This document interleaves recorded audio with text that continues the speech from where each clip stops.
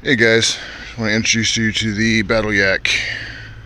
I got a couple of short videos out there already. This is the intro to the full build video. Like I said before, I've got over 200 pictures from the build. Not going to include all of those in the video, so check out the description. You'll see I've got a photo posting site that goes Photo Bucket, where I get the build photos on there as well. You want to scroll through those, so just check the description out for that. Otherwise, 12-foot kayak made from insulation foam, made from the Sawtooth kayak found on instructables.com. Also check the description for the link on that. Started building it back in February. It is now July, so I've been fishing, probably finished in April. So fishing it for about two and a half months now. Very happy with it. Foot control steering, 30-pound trolling motor, rod holders, battery goes up front. It's a fishing kayak, like I said, 12 feet long, 39 inches wide at the widest, super stable, decently quick, pretty light, right on the 50-55 pound range. So with that, we will get into the build. Please feel free to ask any questions. I'll answer them best I can, and we'll go from there. All right, here's the rest. So it's taken me quite a while to do this video, obviously. Finished the kayak in February of 2016. It is now February of 2017. Part of that reason is that I just haven't been home. I've been away. And the other reason would be life. Lots to do, busy, and I'm a bit of a procrastinator. But another large part of why it's taken so long is when I sat down to do the YouTube full build, I realized that I didn't take a whole lot of video while I was actually building the kayak. Took quite a bit of pictures and not a whole lot of video. There are some video clips where I highlight something I did differently from the original article. Some of it's just to highlight, tips and just my experience in building the kayak. But so I'm going to run through some pictures just a little bit differently, like I said. And instead of having captions for you to read and no music and it gets boring, then just talk you through a couple of things and highlight some stuff for you. My first step with this was to do a cut plan. So I got 3 sheets of 2-inch and 1 of 3/4 inch. And I just laid out all the parts that Josh Withe lists in his article that are going to get stacked together to make the kayak. So I just drew them out in graph paper, labeled them all so I had a good idea of how much waste I was going to have, and that's another key thing too, is it helps to minimize the amount of waste you have. I expect it to change. I ended up changing one of the sheets and how I cut it. Another thing is have a layout, have an idea of what you want on your kayak, what features you want and where you want them, and expect this to change. Middle of the process, you'll think of something, or your spouse will come in and go, "Hey, what about this?" Well, crap, I didn't think about that. That happened a few times for me. So, to-do lists. I rewrote, and then rewrote them again. So just something to keep in mind. Talking with Josh, he does it all in his head. He doesn't do any lists. He does it all in his head, and that just doesn't work for me. I end up forgetting stuff, and then I have a great idea, but I've got to write it down, or otherwise I'll forget. So it's time to get started, and then I used a chalk line to snap lines down to make a grid. And Josh lays all this out really well in his article, so I'm not going to spend too much time on it. Helps to have a helping hand. Even better, the little hands, get them involved. So I just laid out the grid and pushed finish nails in at the measurements, making sure that I left enough clearance for the batten board. For those that don't know, a batten board was just a straight piece of flexible scrap lumber. I ended up cutting it off of a sheet of LUAUN and it just helps to make a nice smooth curve. You draw a line along, and that's what you end up cutting. To cut, I used a punch-through drywall saw. Cut really well through the foam. Obviously, it's very jagged. Sped right through it. It does leave the foam pretty rough, so expect to do some sanding and some finishing, sculpting on that. I know some people that have used skill saws, razor blades. If you use razor blades, just expect to go through them quite a bit, or pretty quickly. They will dull pretty quickly with the foam. Got everything laid out, got it glued together, the two sections, and I came up with a foam surfboard. So there you go. Thanks for watching, and I appreciate it. No, I'm just kidding. This is going to be the bottom of the kayak. You'll attach your bow sections and your side rails to this. So this will be the part keeping you from the water, basically. Here on the left, you can see the bow sections cut out, and in the middle is just where I laid out where I wanted the 6-inch side rails, and then cut them out and stack them up. Do a lot of dry fitting testing, making sure everything is exactly how you want it. Like Josh suggested, I used bamboo skewers. Found them in the cooking aisle. They worked really well. Just when you poke them in, do it multiple directions, keep stuff from sliding around on you.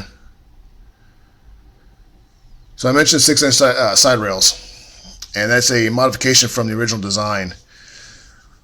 Worked great. I wanted thicker side rails to accommodate angled rod holders that were built into the side rail.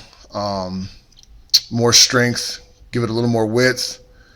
If I decide to push down the side rail to get back up in my seat or what have you, it gave me a little more peace of mind. One thing I did mess up, however, was in the middle picture. You can see the joint between the bow sections and the sides. Well, I changed the size to 6 inches, but I didn't account for that with the bow section.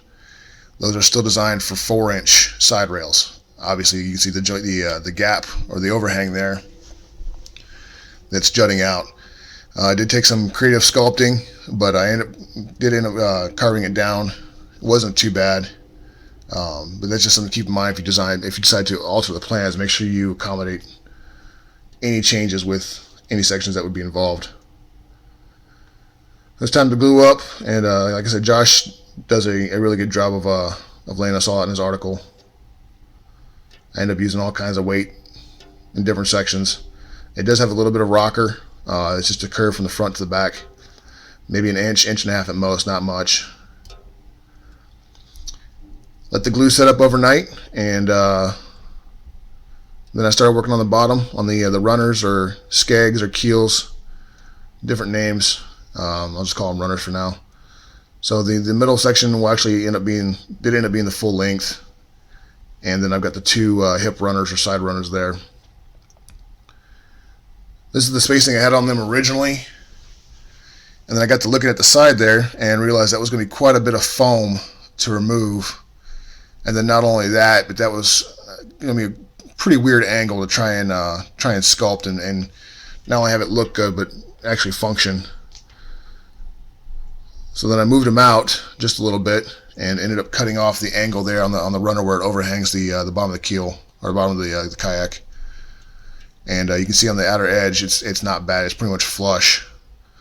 So that ended up working out pretty well.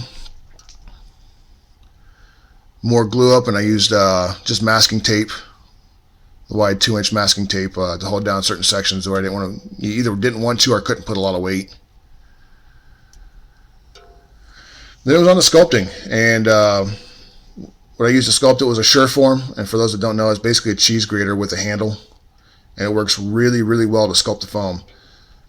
It also makes a big mess. So to keep my wife happy and to keep from tracking a bunch of little pink flakes into the house or any more than I already had, I rigged up my shop vac with some duct tape onto the Sureform, and it worked great.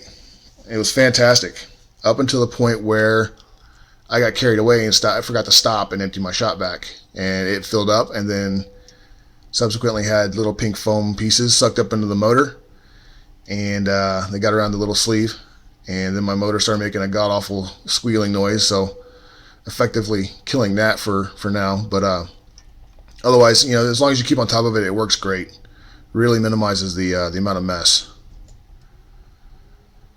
The sculpting itself really wasn't bad. It was a lot better than I was expecting. I just got in the garage on a Saturday, turned on some music, and got to it. And all in all, it took about 6 hours to sculpt the entire exterior of the kayak. I didn't touch the inside yet. It was just the exterior and the runners. So one thing to keep in mind, and is really actually pretty important, is if your kayak's not symmetrical, it's not going to be true. It's not going to run straight. It's not going to track straight. And it's just going to be all that work down the drain. So not being a patient person myself, I forced myself to really take my time with the exterior sculpting. I probably could have had it done in 3.5, 4 hours, but like I said, it took 6 because I kept stopping over and over and over to run my hands down both sides, feel for divots that weren't on the other side, eyeballing it, anything you can think of, just to double check to make sure that both sides are nice and symmetrical. And all that time and all that stopping actually paid off. And I was very, very surprised and pleased with the way it turned out. I was very happy. And you can see the joint there in the middle where the bow sections weren't the same length or same width as the side rails. What I ended up doing after after everything dried and got it sculpted, and I went back and put in some lightweight drywall spackle, let it dry up nice and well, and then went back and sanded it over smooth so that you can't even tell there's a little divot there. All in all, I was very, very pleased. Ended up going back and adding the stern section there to close it off. After that, it's time to see if it floated. Obviously it's foam, it's going to float, but it looked really pretty doing it. As a matter of fact, and granted, it is just an empty foam kayak, or almost foam canoe at this point, with a seat from Bass Pro Shop. But the actual bottom of the kayak wasn't even touching the water. It was simply riding on the runners, which were 2 inches. And even then, it was only drafting maybe 1/2 inch of water. So I was really surprised with that. And then I got to thinking, there's no way this lightweight thing is going to hold me in it. But sure enough, after that, it was time to get in. Kids swore up and down it was going to break in half and I was going to get wet. They were just waiting for it. I think they were actually hoping for it, but it held. There was some groaning and creaking from the foam, which I'll show you how to address later. It's just the initial step. Like I said, it's just a prototype float test, just to see if it would hold me. And at this point, I was about 245 pounds. So you see at the front, you've got 4 layers above the water and one that's partially in the water.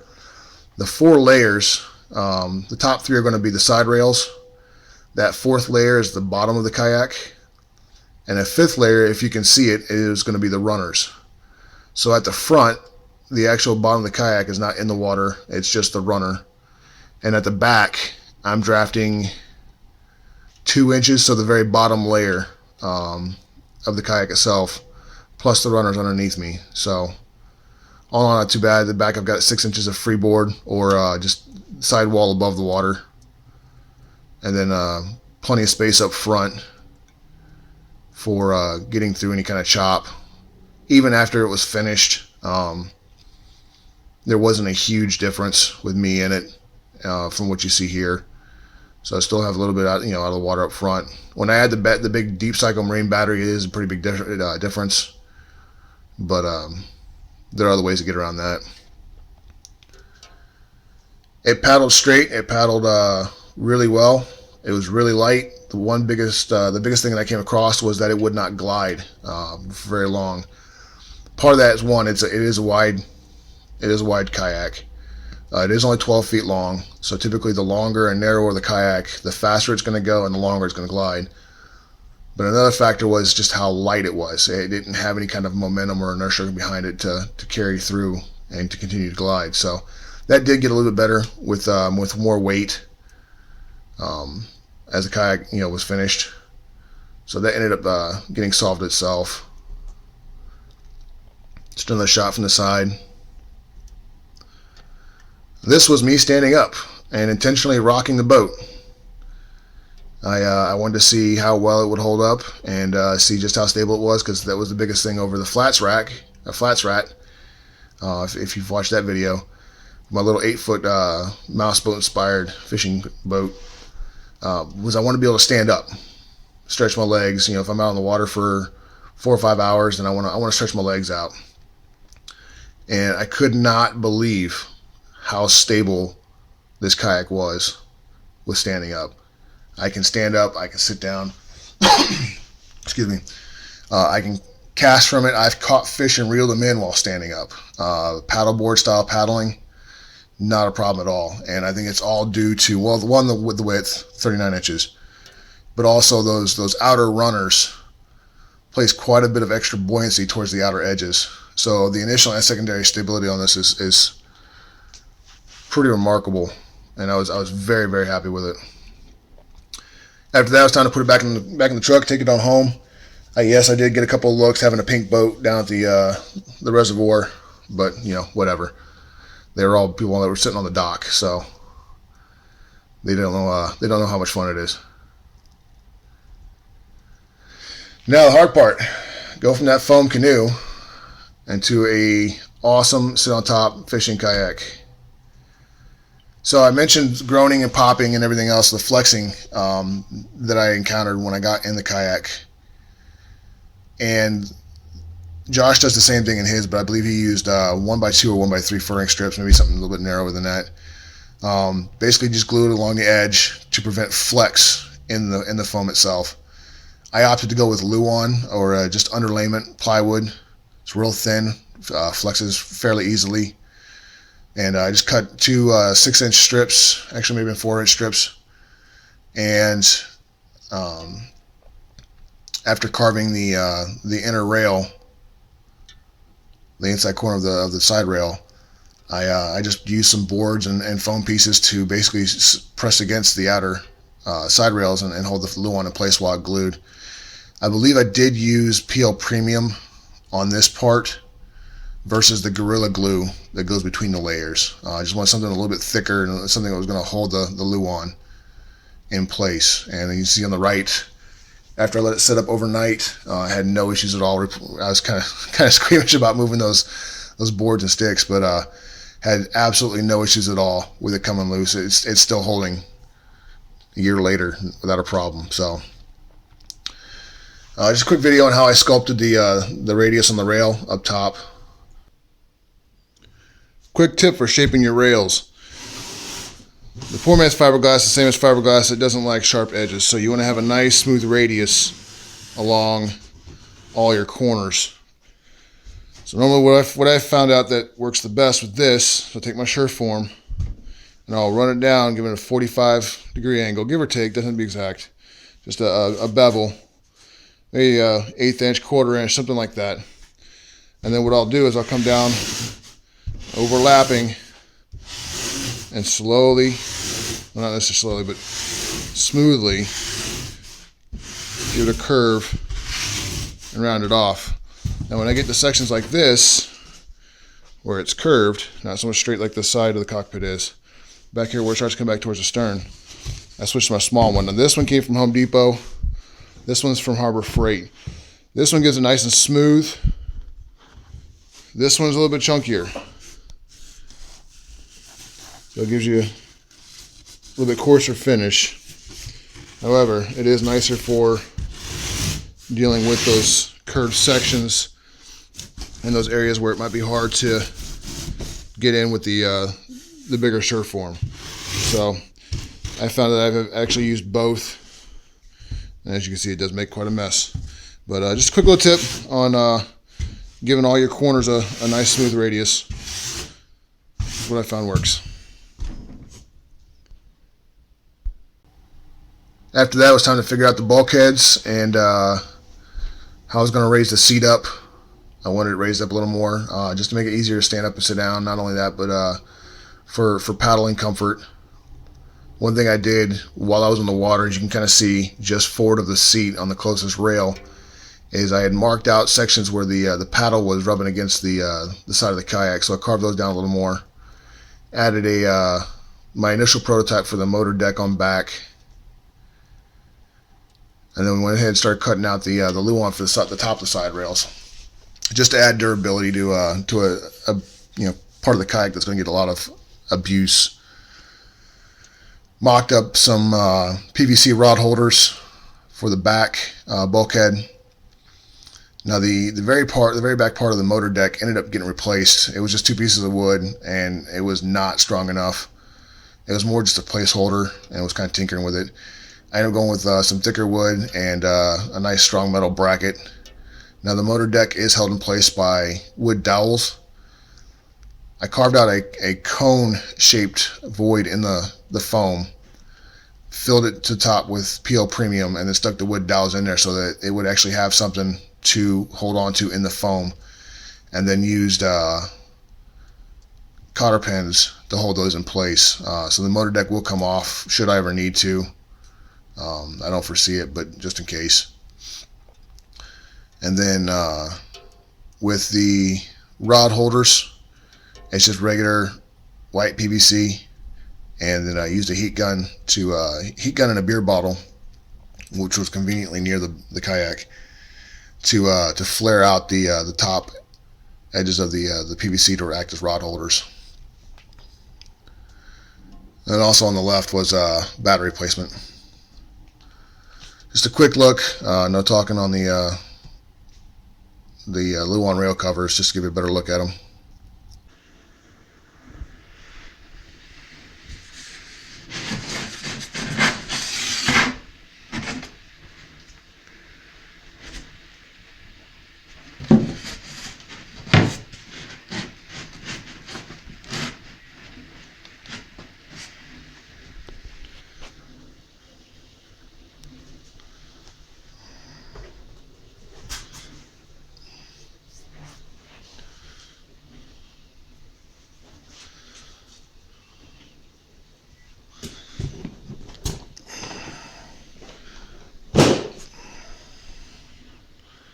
Alright, and it was onto the motor. So for those who have not seen the inside of a trolling motor, this is just a 30-pound Minn Kota C2 Endura. I took the top of the control head off, and this one's been around the block a few times. So you notice the black wires towards the top right are the power wires. The colored wires, which are a smaller gauge, are for the speed control itself. You can see the power wires a bit corroded towards the terminal, so I ended up cleaning those up, stripping some off. The shaft you see coming in from the left is going to be the tiller or handle that sticks out the front. That's connected to that disc-like object, which is kind of an adapter plate. And it connects to a little metal rod, very similar to what you would have your stove knobs connect to. So just round with flat on one side. And it just slips on there, locks in place. So I pulled the control module itself out. It pops right out. And I'm going to do a quick video and show you in a little more detail what I did. Real quick, guys. I've got the motor housing taken apart.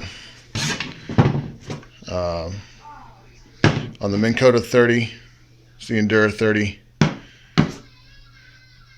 The middle screws are way the hell down in there, just so you know. I honestly thought that they had fallen out. Anyways, got it taken apart. I have taken apart the control module.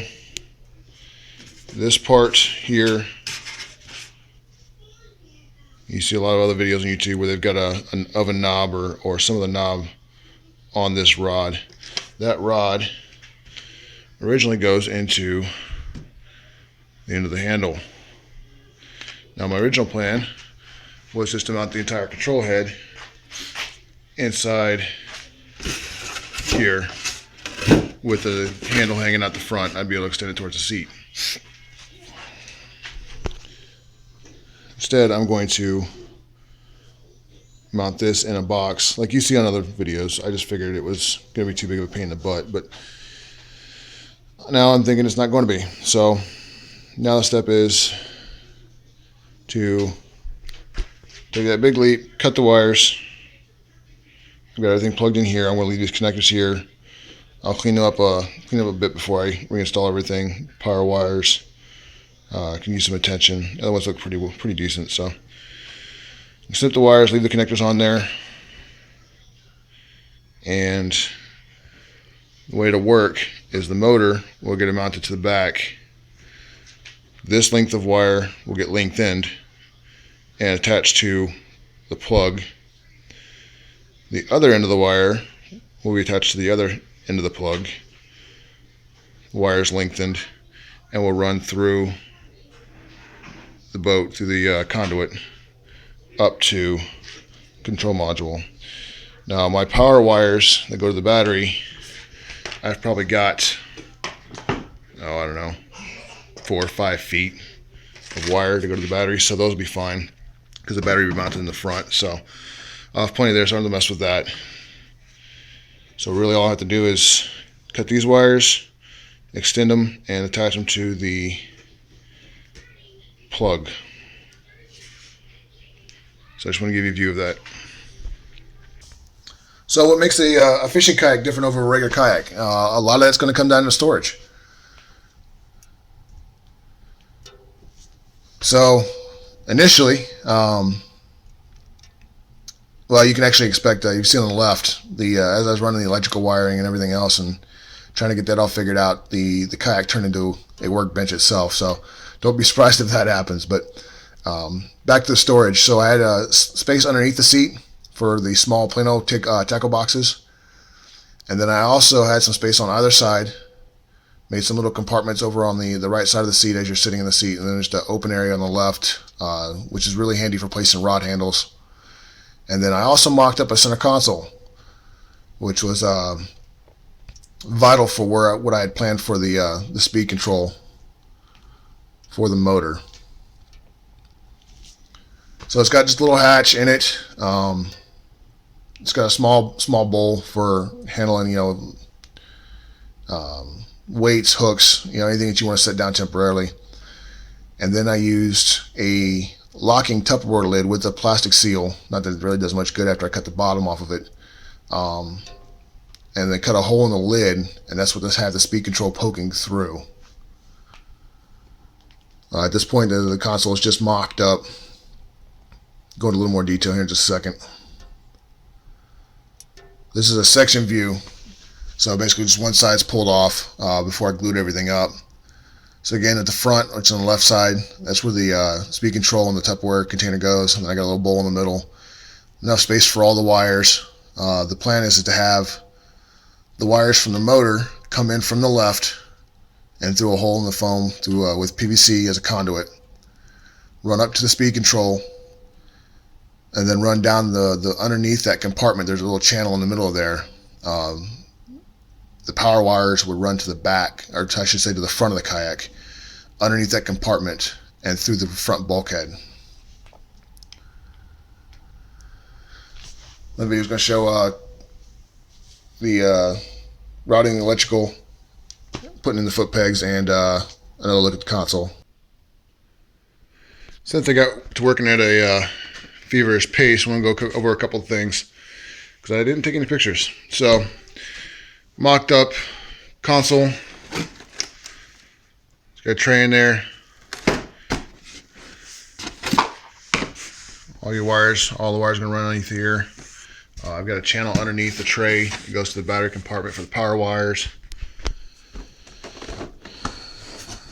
Just a Tupperware case. One of the ones with the locking lid, so it's a little bit better. The disc from inside the control head on the trolling motor, and just a piece of wood that I had. It'll all get cleaned up. I ran the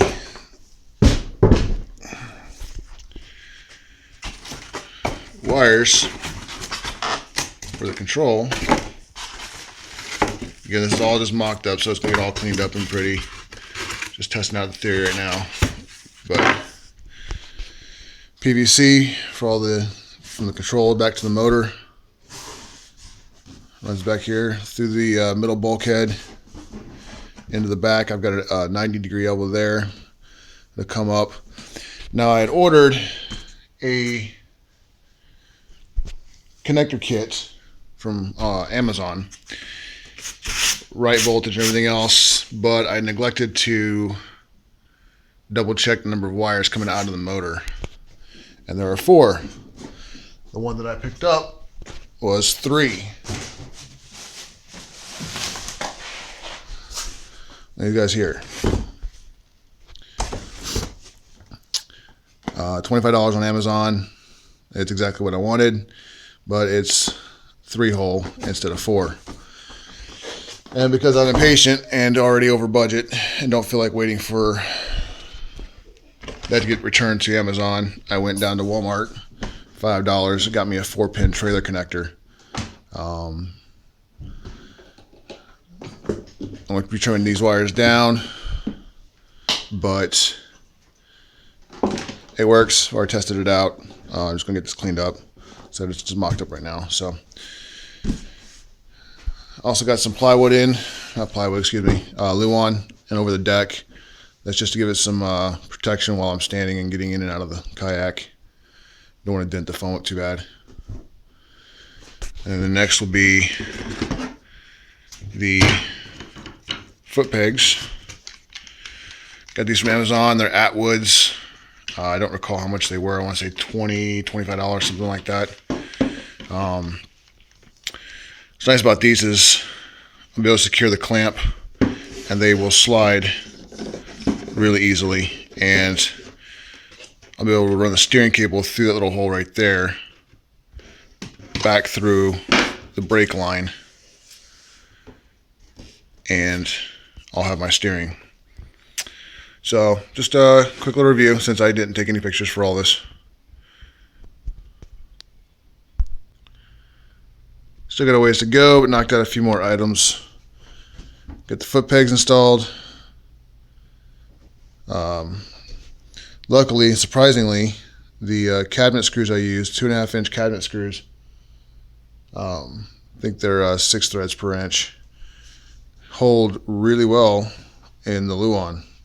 So I'm going to glue them up. Right now they're just screwed in. I did use just a screwdriver, did not use a drill, did not pre-drill them or anything, just screwed them in by hand. They hold pretty well, so at least tight enough to hold the glue in. So got everything mocked up, cleaned up. Got my trolling motor cable conduit covered up. Still need to trim off, clean up the pipe in there, cover that up. Back here, and this will be clean up a little more too, but got the cable from the motor on down. There's the 4-pin flat connector. I'm going to end up building a little box to go over this, keep it out of the weather. I don't anticipate kayaking or fishing in any real weather, but just to keep the water off of it and protect it from the elements. So the real bare, and it's probably because I'm using paracord, I'll switch out for cable or something a little more high quality than paracord, but routing this through after I bent it was not the easiest. I did have it in there, but when I went to cut off the brake line with a Dremel, I sliced up the paracord, so I had to reroute some more paracord through it, and that wasn't fun. Okay, so the console is glued up. Surprisingly, I did a test with hot glue, and the test worked out really well. Didn't eat the foam. I've got just a cheap little arts and crafts kind of hot glue gun, low temp. It's one of the mini hot glue guns, and it works really well. So it is a little bit out of square, but that's because I was gonna kind of hold everything together while the glue's drying. So I use it to seal up the seams here. Probably not watertight, but I'll be able to throw a little like frozen ice pack in there and Actually, come to think of it, I'm probably going to put a foam liner on the bottom of the lid as well, which I haven't quite figured out how I'm going to attach. A hinge of some kind, just so it doesn't get lost, but not really sure yet. And it can be a little drink cooler or something like that. And, little Tupperware drawer, or yeah, thing there. Could be a cup holder, I don't know. And then of course that's where the control module goes. So yeah, just so you know, if you decide to do one foam, hot glue. And some pictures. You saw the pictures for how it's assembled. Basically, this section CANOE view. Oh, forgot some duct tape. It's a slot for the power wires. So you can see, just because the way the foam was deformed when I had it sit over on the side, and because everything was razor cut, you can see where it's out of square there. But I don't know, it's not bad. I'll take it, and I'll get it nice and squared up a little better when I glue it down. So there you have it. Console, and it wasn't that hard. It really wasn't. After that, it was rigging it up some more. So obviously, I plan to have a motor, and with the trolling motor is requirement for a battery. Now, there are a lot of guys out there who are using much smaller batteries, lithium-ion batteries. There's 100 different types that you can use. I already had the Deep Cycle Marine battery. It is big. It is heavy. It was fairly cheap. Cost me $100 at Walmart, maybe 110, I think. And I have no worries about having more than enough time, more than enough juice in the battery to fish as long as I want to fish during the day. So that's why I went with it. One of the unintended benefits was that it did push the bow down a little bit, and it helped trim out the kayak really well with me just rear of center and the motor at the back. It trims it out nicely.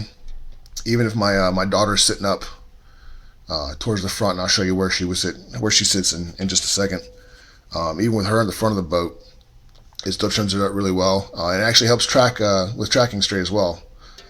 Pushes the front of the boat down to the water and helps track. So, but there was a big problem. Obviously, a large battery like this is going to be more than 6 inches tall, and that's how deep my cockpit was. Something I didn't consider. So initially, I built the lid that you see on the left, and obviously that wasn't enough. Why? Because I wasn't planning anything. I was just going with it. I was just tinkering and not writing anything down. Just seeing what I could come up with. And so I made up a little lid to go on top of that, and obviously that wasn't enough. Well, that ended up being enough. And my buddy and I, over a beer, were sitting there laughing at it and said, you know what, that looks like the gun deck on an old battleship. And so that's how I got the name BattleYak. So it's got this funky looking lid up front just to cover the battery up, when all I could have done was gone out and got a battery box, throw the battery inside. So it gives a character, as well as behind the LUAUN topped lid you see there, which does come off. It kind of locks in place. I use a little bungee cord to hold it in place. Just behind that, between that and the center console, that's actually what doubles as a seat for when my kids decide they want to ride. They're right there in front. Never have any issues with space. Granted, they're both under 10, so they're not taking a whole lot of space in the kayak, but it works really well. They're center, they're stable, and I was pretty happy with that.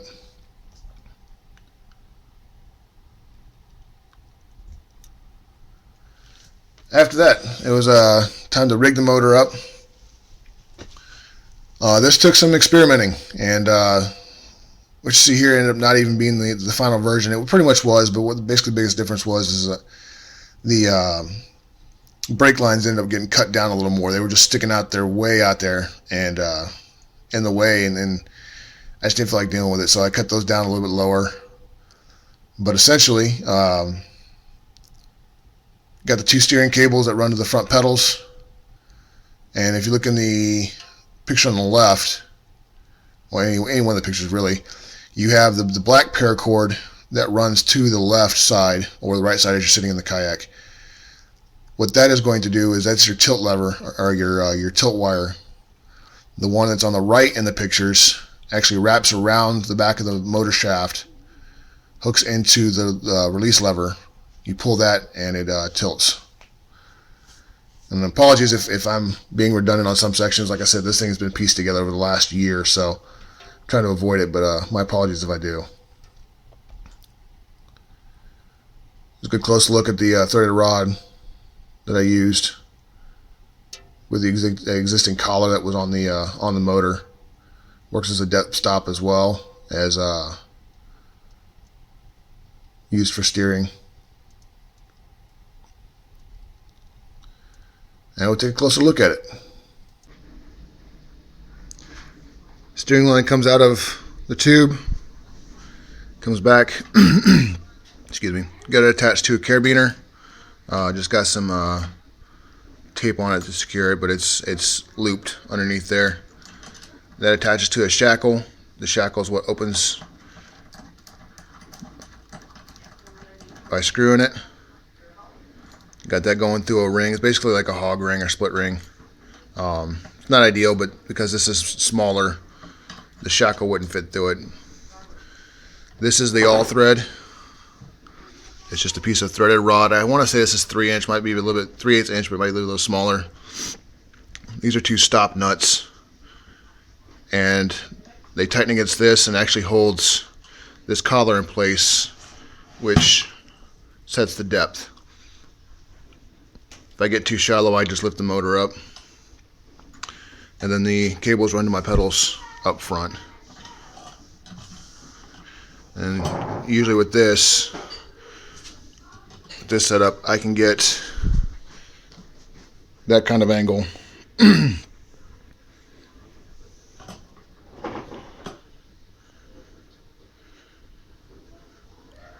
So my turning radius is really nice. But there you go. All right, wrapping it up. So the biggest thing that I've been asked is, did you fiberglass it? No. And there's a reason I didn't fiberglass it, is because with the foam, the consensus that I've come across, and what Josh will tell you, is that you have to use epoxy resin versus the polyester resin, because the polyester will melt it really quick. Now with the epoxy, it does actually heat up. Anybody who's worked with fiberglass, which I have not. I've worked with epoxy before, but not fiberglass.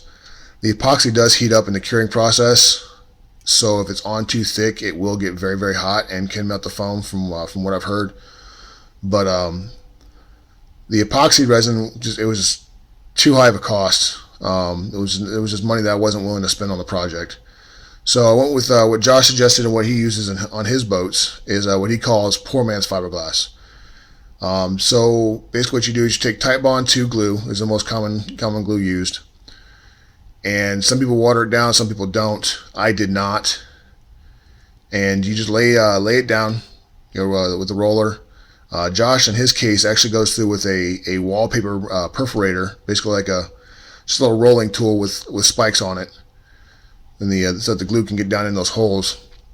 What I ended up doing was just taking a piece of wood, running a bunch of screws through it, and you lay the glue down, and then you go over it with bed sheets or any fabric material.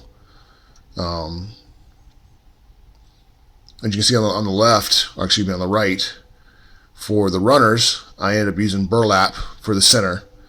It had been the plan to use it on the outer runners as well, but I didn't order enough. And like I said, I'm not a patient guy, so I didn't want to wait. So I ended up using the denim material for that. It took quite a few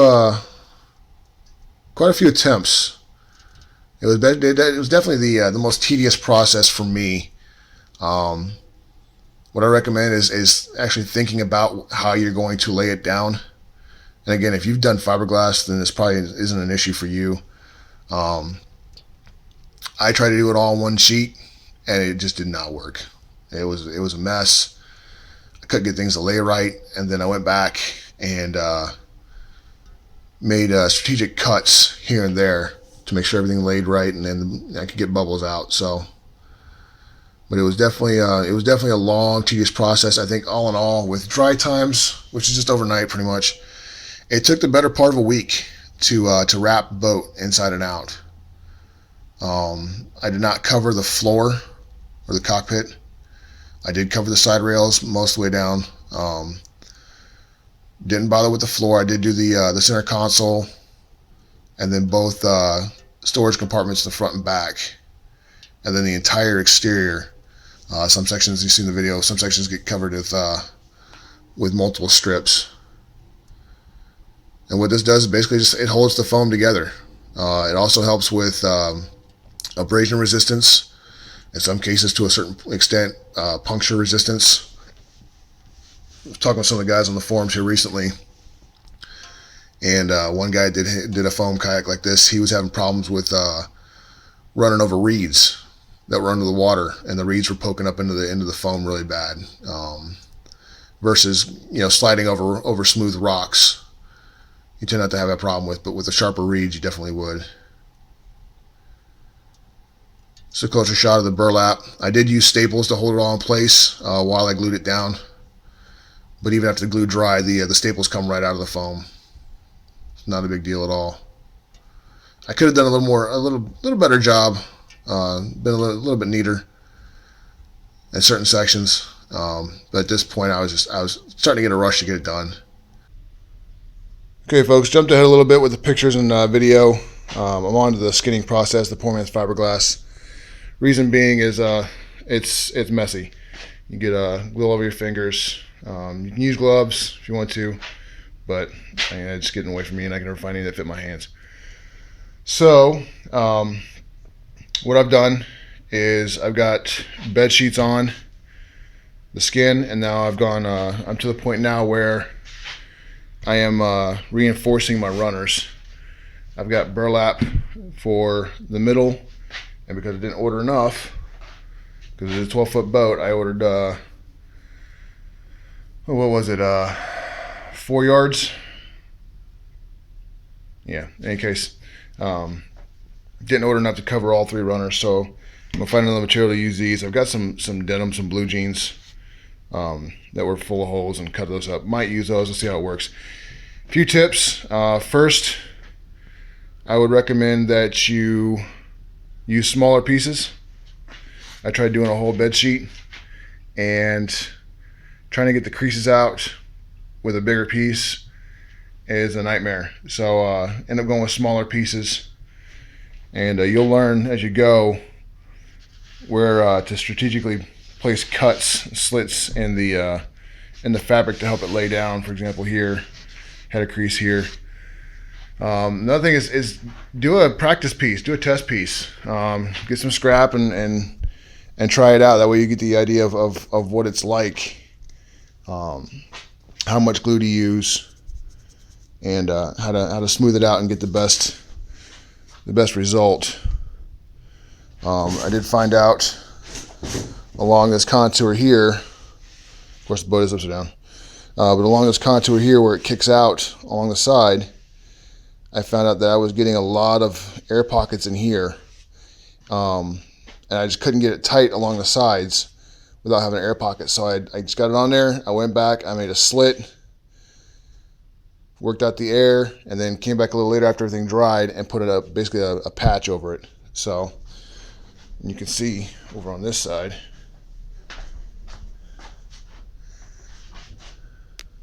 you see where I've made a slit to get that air bubble out. This part's still wet, still drying. I didn't do any real fine sanding before I put it on. A couple reasons. One, I did not want to make a huge mess. In the garage, it's rainy outside, chilly outside. I don't want a bunch of this dust floating around. And of course, my garage is attached to my house, so I don't want it, getting into the house and kids breathing in and all that stuff. So I didn't do anything other than the Sureform, and I also figured maybe even a little bit rougher would help the glue adhere, give it something to hold to. There's a test piece that I did. So for the burlap, for example, if you end up using burlap, this side, and I just did this a little while ago. This side I put down the glue first and then smooth it out. And this side I went over the top of it after laying it down. You can see there's a lot better coverage when you put it down first versus putting it over the top. Now this stuff, when it does dry, you can hear that. There's the bed sheet, there's the glue. So it does dry with some hardness to it. So with that being kept in mind, up here on the front, I laid down the glue first, then the burlap, and then I partially wetted out the burlap like you would with fiberglass with glue from the top. I've still got plenty of weave for my paint to fill. Once everything's dry and I'm ready for that, it actually fills up some of the weave, so I won't use quite as much paint. So far for the bottom of the boat,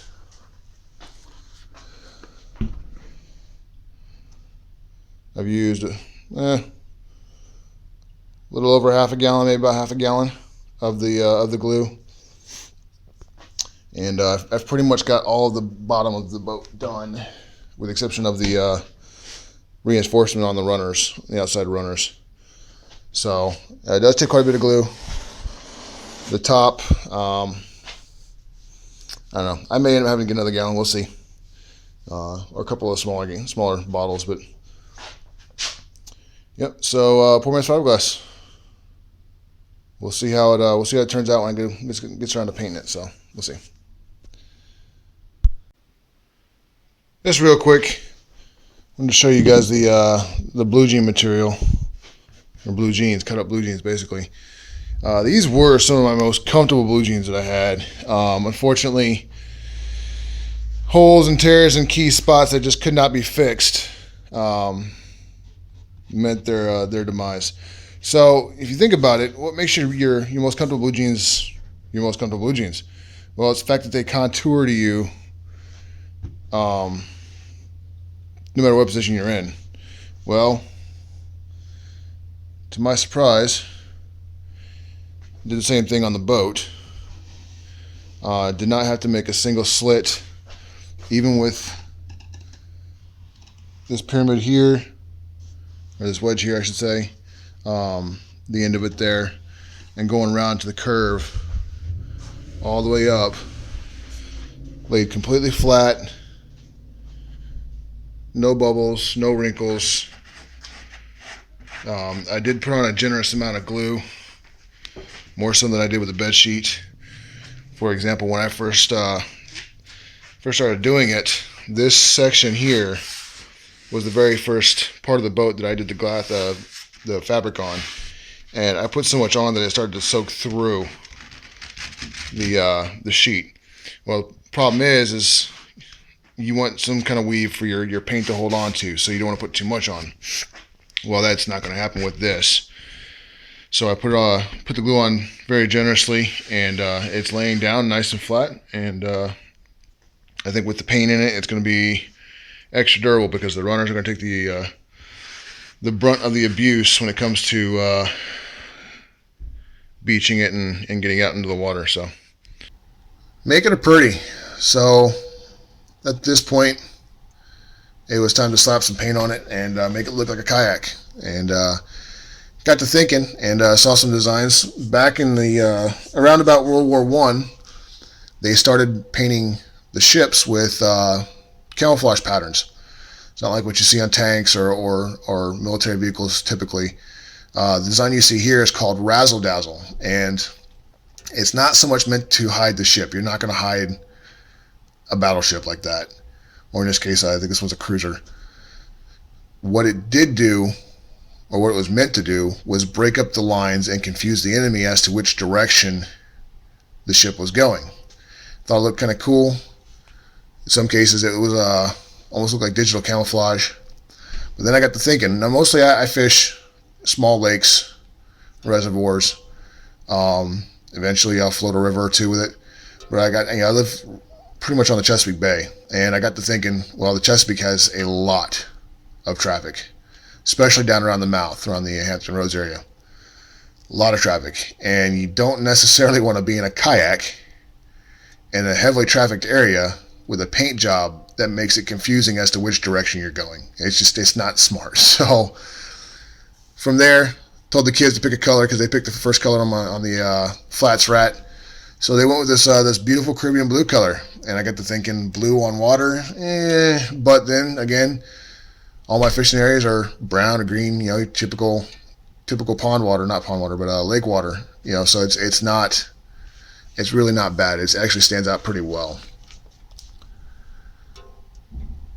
And what this is, the type of paint is a garage floor paint that goes into the weaves on the bed sheets for the poor man's fiberglass. It's pretty abrasion resistant, actually. I was really surprised. I think I could have probably found something a little bit harder, but I ended up just spending like 36 or 38 bucks, I believe, on a gallon of it. And that's all I ended up taking was about a gallon of paint. So I was really happy with that. Here's a good shot. Shows you the pretty much hidden rod holders in the sidewalls.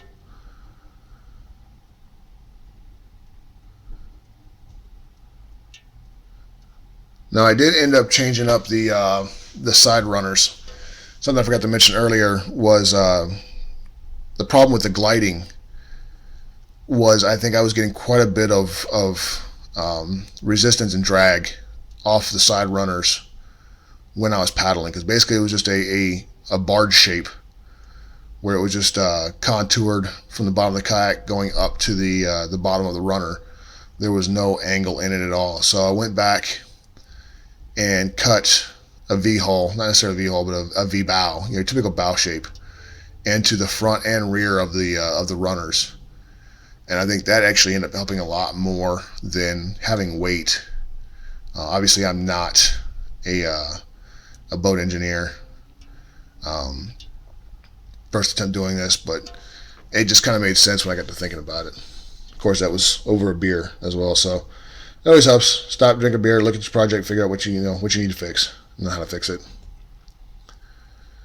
This is another shot. The two patches see at the back. The original plan was to have a scupper style cart, and I had the two center rod holders going from the top of the bulkhead on the top side all the way through the bottom. The plan was to have those as scuppers for the cart to sit in, and then when I was on the water, I would just reverse it, put the cart on top. Well, I didn't think about that when I was gluing the pieces down, gluing the foam down, and I did not use enough glue on the bottom of the bulkhead. So I started taking on water, which was obviously not a good thing in a kayak. So I just patching up over those with some LUAUN, with burlap and some spare foam on the inside of the bottom of the holes, and then just gave them several really good coats of paint, and I've never had an issue since. So close-up view, the front where the burlap is at the tip of the bow. I think this by far takes more abuse than any other part of the kayak, and that's just simply from sliding in and out of my truck.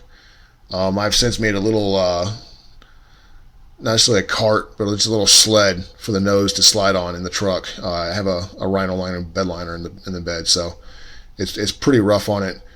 Otherwise, I haven't had any scrapes from rocks or the boat docks, or not boat docks, the boat ramps. I haven't had any issues with that. It's all just been sliding in and out of my truck. So there are ways to mitigate that. Another addition. So going back to storage, didn't really have any spots on the kayak other than that front compartment that were waterproof or water resistant. So my daughter had a Harley Davidson Power Wheels motorcycle. She'd outgrown it, but it was still good. And I just need some new batteries, so I put it on the curb, see somebody else could use it, swap the batteries out and have something for their kid. So I put it on the curb, and then I go out the next morning to go to work, walk around the back of the truck, get in the truck. Yeah, you can see what's coming. I forgot it was there. Well, Dodge Ram versus Power Wheels doesn't work out too well for the Power Wheels, and I ran over half of it. And so that was trash. And I got to looking at that, and I was like, you know what? I bet if I pull those stickers off, and I slapped some plastic dip on it, because that's what I had, that would work really well for a covered storage section for the kayak. And sure enough, it's got a hole in the bottom for drainage, It already had two mounting screw holes on the inside. I just hand screwed them into the side of the kayak, and the lid comes down over the side, probably about 1/2 inch. It's not completely waterproof, but you would pretty much have to submerge the entire cockpit of the kayak for anything to get wet inside there. So now I've got a fairly waterproof storage section for my keys when they're not attached to my life vest, and my phone. So look around, you never know what you can use. Just like the knob for the speed control. It's just a piece of wood that was left over after making a table. It is going to get replaced though eventually. We'll see. Just another shot of the kayak pedals in the locked position, or locked up, or sliding position, so that the lever is actually disengaged and locked with a paracord knot in that little V notch.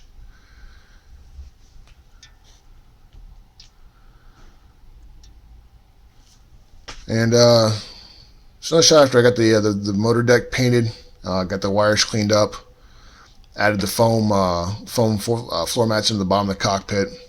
I'm going to have a separate short video, just a couple minutes long, on how I made the foam floor mats. Really easy, adds a nice custom touch, and it feels a lot better underneath the feet than just flat LUAUN, or even the commercially rotomolded kayaks.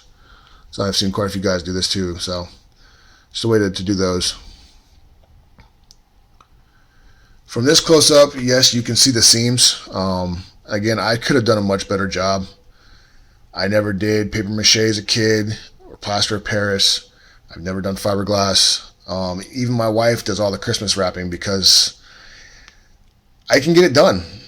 It'll be covered, but it won't be pretty. So looking this close up, and actually you can even tell that the battery lid didn't get covered at all, because I just wasn't even going to mess with that. It's not going to get stepped on, and just painted over the foam. I figured it was fine. It didn't have to be waterproof. But you can see the seams when you're up close like this. But when you step back, even just a couple of feet, I get a lot of people ask me about my kayak, and I show them, I have this picture on my phone. And they can't believe that I actually made this. So, I mean, even just stepping back a few feet, you can't tell, for the most part, that it's necessarily a homemade kayak unless you get to looking at the features of it. So, even out of the water, people are like, what kind of, what brand kayak is that? That's my brand, I made it, so. Here it is in the water, decked out, ready to fish. You've probably seen this picture before if you all watched my other videos. The kayak cart did get a better arrangement than that. I think that was my first time having it out there. I wasn't quite sure how to stack it. I am going to be rethinking a more compact design based off of something I saw on the Kayak DIY and Projects Facebook page. I'll have a link to that in the description as well. A lot of great ideas on that Facebook group. Something like 13 or 15,000 members nationwide, worldwide. Actually, there's some Aussies in there, some Brits, some guys down in South America, and even over there's even a couple over in Asia as well. So a lot of different ideas. Anything. It's not just for fishing either. It's for kayaking and even canoeing in some cases. Camping, recreational kayaking, just different DIY mods you can make to your kayak to make your life a little bit easier and give you the flexibility for whatever kayak you've got. So be sure to check that out. Request to join if you, like I said, tons of great ideas. This was coming back one day. I couldn't be happy with the kayak. There are a couple things I might change, if I was making another one. But all in all, I mean, I'm going to keep this kayak until it falls apart or gets damaged in a move. Even then, depends on how bad the damage is. If I decide to fix it or just scrap it, maybe make it into a tandem for the kids to use. While if I decide to get me a bigger commercially available one, or make another one, who knows? So one of the last notes: take your kids fishing. Your kid, neighbor's kid, friend's kid, anybody, doesn't matter. Get them outside. Get them off the game systems and out from in front of the TV, and teach them the joy of getting out there and having fun and just enjoying nature. This is my daughter's best impression of a fish getting ready to eat a worm. So, and like I said, with her sitting up front, I had zero issues with room. You know, she was even able to turn around and sit on the console and face the front. So it didn't bother tracking at all, or how the kayak was trimmed out. I think in this picture she was 50 or 55 pounds. So it works really well for that. So like I say, just get the kids out and get them fishing. This is probably one of my favorite views. Feet kicked up, some music playing, putting along on the lowest speed. One thing with the side rail rod holders, which were designed for trolling, is they're not exactly conveniently placed for paddling. To do it with paddling, I should have moved them forward or even put them back behind me. Probably more forward would be a better idea. But usually when I'm trolling, it's when I'm heading back in at the end of the day. So I'll just turn the music on and just set the trolling motor to the lowest speed and just cruise on back in. It's very relaxing. So, like I said, I apologize for any redundancies, and for as long as it's taken me to get this video up. It's been a real pain. This is probably the longest time I've ever had to make a video. Please check out the video description for a bunch of different links that I'm going to have in there for different references that I used. Josh Withe, or he's also known as Wet on Instructables.com, with his article. All the credit goes to him. I used his design as a basis for mine. And then in turn, he turned around and ended up using a couple of my ideas for some of his newer ones, or, you know, buddies that wanted fishing versions of his kayak. So please feel free to ask any questions. I'll do my best to answer them as quickly as I can. Hit up Josh Withe. He's very, very helpful in regards to his design. It's actually catching on, getting quite popular on a couple of different sites. So check that out. And just want to thank you all for watching and for being patient, and tight lines, and have a great day.